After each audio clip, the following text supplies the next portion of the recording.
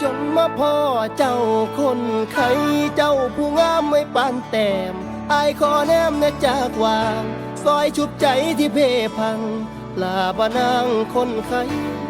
สิเป็นไปได้บ่ท่านอายสิขอไปเคียงกายท่านเจ้าบ่มีภัย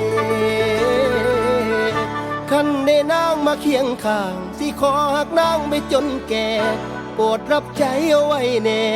ให้เจ้าแลในเด้อคำยามหนาวไอ้กะสิกอดยามนอนไอ้กะสิหอม